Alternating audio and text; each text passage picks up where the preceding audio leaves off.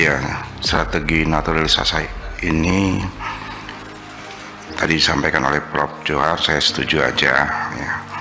Tapi jujur kebanggaan itu bagi saya berkurang ya. Karena dari komposisi mungkin ya terlalu banyak yang dinaturalisasikan, bahkan hampir satu tim ya. Nah, politik ini atau strategi ini saya rasa nggak bisa dilakukan terus menerus dalam jangka panjang sebagai cara untuk menjadi juara atau cara instan untuk menjadi juara. Mungkin bangsa lain bisa ya, seperti Jepang atau Korea, walaupun ada beberapa orang tapi tidak sebagian besarnya gitu. Jadi Kemenpora dan KONI harus PSSI harus punya strategi lain yang lebih mengedepankan nasionalisme yang, dan khususnya yang dari keturunan Belanda Indonesia ya saya sepakat aja, tapi yang sama sekali ya, tidak ada darah Indonesianya mungkin yang perlu dikurangi ya. Karena kita tahu hubungan Indonesia dengan Belanda ya, memang banyak orang-orang keturunan Indonesia di sana. Nah, ke depan harus punya strategi lain ya. Saya jujur ya tidak terlalu bangga dan tidak euforia dengan kemenangan-kemenangan PSSI, karena yang main bukan akamsi ya, anak kampung sendiri ya. Sama di kampung saya juga, saya pembina sepak bola gitu, perkumpulan sepak bola ya. Ada 1-2 naturalisasi juga. Jadi di kampung-kampung ada naturalisasi juga Pak, bingung saya. Jadi nasional akamsi ya, sedikit di kampung juga ikut-ikutan sewa pemain. Saya bilang ini sih udah jadi apa tadi ya, nggak membanggakan lah kalau buat saya ya. Mudah-mudahan nanti ketemu Pak Menteri ya, strategi lain selain instan begini ya.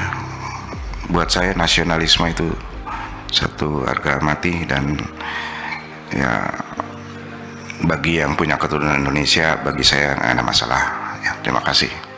Jadi tidak ada lagi pemain yang tidak memiliki darah Indonesia yang kita proses.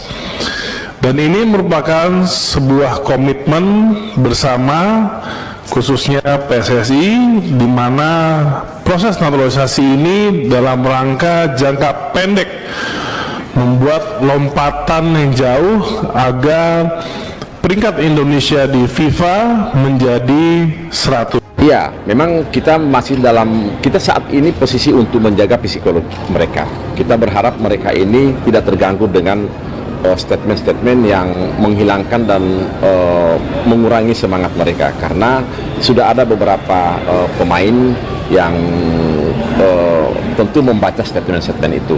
Kami sangat berharap bahwa ini tidak terulang-ulang, karena kami khawatir ini juga akan mematahkan semangat mereka, dan kita menjaga psikolog anak-anak supaya mereka juga tidak terlalu serius untuk menanggapi medsos atau statement-statement yang kiranya tidak positif bagi kami, bagi federasi. Kami berharap kita semua juga sadar bahwa statement-statement negatif subjektif ini jangan sampai mematahkan semangat mereka, yang kita tahu bersama perjuangan mereka sudah tidak bisa kita ragukan lagi. Di lapangan kita saksikan juga mereka sangat berjuang keras dengan gigih dan tentu untuk kepentingan sepak bola Indonesia juga.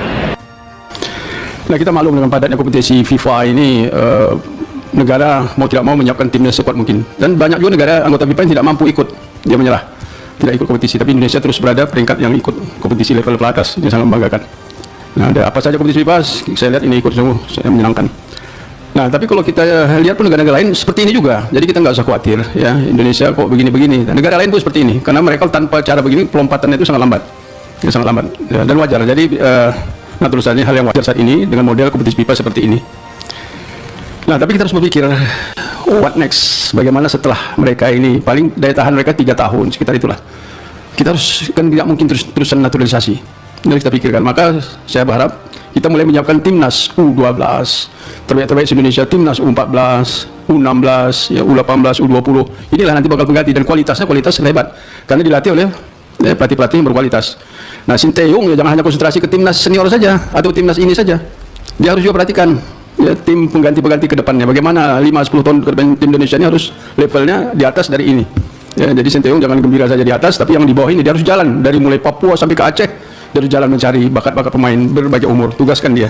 Ya, jadi jangan hanya menikmati timnas saja, tapi tugas dia semua membangun timnas Indonesia harus dilaksanakan. Jadi begini, mungkin Bapak anggota Dewan yang terhormat itu juga mungkin perlu memahami fenomena sepak bola, industri sepak bola modern saat ini. Ketika Real Madrid juara Liga Champions, anak kampung Madridnya itu berapa orang? Ketika Persib juara Liga 1 kemarin, anak Bandungnya itu berapa orang? Itu fakta sepak bola modern. Itu tidak bisa dibantah.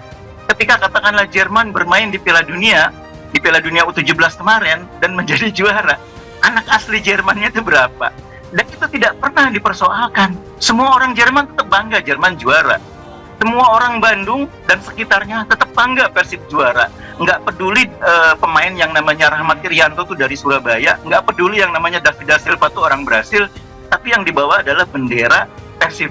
Nah, sama dengan tim nasional, mau yang main itu pemain yang lahir di Belanda, mau pemain itu yang lahir di mana, tapi ketika main di lapangan itu kan lambang Garuda di dada. Itu yang tidak boleh lupa. Yang dikibarkan itu bendera merah putih. Kalau Bapak anggota Dewan yang terhormat tidak bangga, nggak apa-apa. Kalau saya tetap bangga. Itu poinnya. Jadi memang ini kritik ini juga harus menjadi cambuk bagi PSSI agar menyeimbangkan upaya untuk menaikkan level prestasi tim nasional itu dengan memasifkan pembinaan usia muda. Dan kalau perlu bukan sekedar masif, tapi juga publikasikan secara masif juga, supaya masyarakat itu terbuka matanya. Yang dilakukan itu bukan hanya memperkuat tim nasional, tapi juga di grassroots itu juga dikejar, juga dijalanin. Itu yang publik mungkin nggak begitu tahu, karena komunikasi publik PSSI mungkin kurang bagus. Ini kan bukan proses yang bisa menggunakan pendekatan matematika ya. 2 ditambah 2 jadi 4 gitu, nggak begitu. Seberapa besar pemain-pemain kita bisa berkembang, itu nggak bisa dihitung. Kalau 2 tahun sudah kompetisinya begini, 2 tahun lagi kita akan punya tim nasional yang 30% pemainnya. Nggak bisa, itu kan bukan hitungan matematika. Itu berlangsung secara alamiah.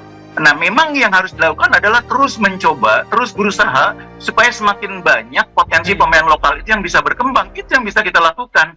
Spiritnya di situ. Tapi hitung-hitungannya ini bukan seperti matematika 2 ditambah 2 sama dengan 4. Tim nasional Jerman tetap ada pemain-pemain Jermannya. Tim nasional Belanda tetap ada pemain-pemain Belandanya. Tim nasional Indonesia, saya percaya dan hakul yakin pemain-pemain lokalnya tetap akan ada yang muncul menjadi bagian dari tim nasional. Bahwa memang kemudian ada pemain dari luar, yaitu realita, itu fenomena global. Kalau misalkan gara-gara ada pemain dari luar itu terus kita nggak bangga karena dia bukan akamsi, ya artinya kita mengingkari fenomena global itu.